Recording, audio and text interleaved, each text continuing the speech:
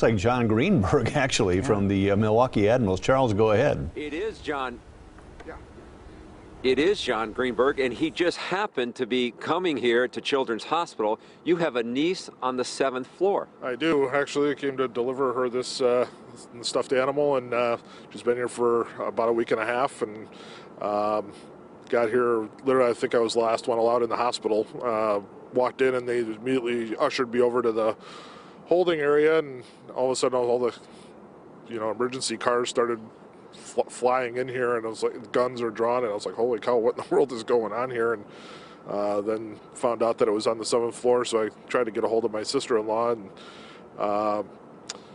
she said it ended up literally right outside their room. They were locked into the bathroom, and all the procedures. It sounded like everybody up there did exactly what they were supposed to do, and they're safe and good, but there'll be no visiting today, so that's unfortunate. What was she able to tell you about the experience and the shooting? Yeah, she just heard a lot of noise and a lot of screaming, and then all of a sudden she heard a loud bang against the wall, and they were yelling at whoever that it was to get on the ground, and that seemed to be kind of the end of it. It was obviously very scary, and I'm glad that it didn't affect any of the patients up there. Obviously, a lot of children up there. Yeah. Have you been up on that floor before? No, actually I haven't. So today was going to be my first time to come and visit, and I feel bad that I can't. But as long as everybody's safe is really the most important thing. And did she indicate that she's still up there with you?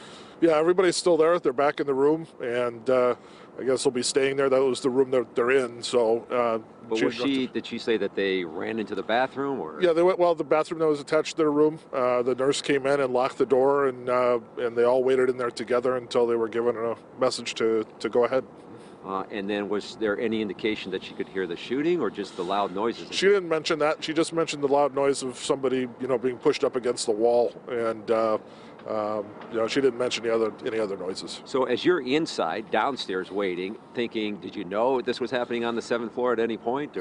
Found that out about probably 20 minutes into it, and immediately, went through Facebook to find my sister-in-law, and it took a while for her to respond, which was a long few minutes, but eventually we were able to kind of get it figured out, and they're a little scared up there, but everybody's okay. Yeah, and then so as you're waiting inside, hearing the lockdown, hearing that there's an active shooter, you must be like, it can't be happening here. No, this is about the last place I think I would ever expect something like that to happen, and I'm glad that all these emergency folks got here as quickly as they did, because literally I walked in, got ushered off, and within, I'd say, a minute and a half, all of a sudden all these cars started piling in here, and they went running up there, so I knew something serious was going on.